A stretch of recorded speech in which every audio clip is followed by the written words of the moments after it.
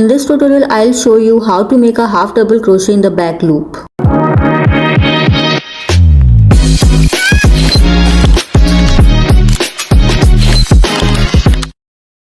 We start with a simple slip knot and chain of any number. The chain number is all up to your project requirement. Simple chain a stitch we will do first. In the third chain from the hook, 1, 2, 3. In the third chain, we will make half double crochet. So yarn over, insert your hook in the third chain. Take the yarn, take it out from the chain, 3 loops on your hook. See, there are the 3 loops. Now again yarn over and pull through all the loops. So this is how we make our first half double crochet.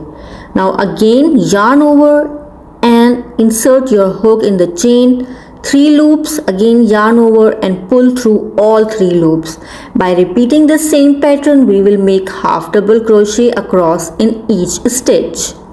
We have done half double crochets in all the stitches. So here we left the last one. Now again yarn over, insert your hook, 3 loops on your hook. Now pull through all the loops. So this is how our first row completed. Now chain 2, 1, 2, turn your work. So here chain 2 will count as the first half double crochet.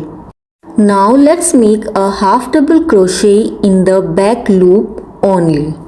Not in the both loops, only the back loop. Okay, first we are going to make our first half double crochet in the back loop, in between these 2 stitches. Like yarn over and pull through all the loops. So our first half double crochet has been done. Now by repeating the same pattern, we will make one more half double crochet but in the back loop only. This stitch is perfect for beginners and creates a beautiful texture. Even though it's easy, once your project is finished, it gives such a clean and professional vibes. So all thanks to half double crochet in the back loop only.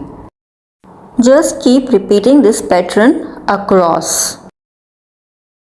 If you are learning crochet and want more beginner friendly stitches like this, make sure you subscribe and crochet along with me.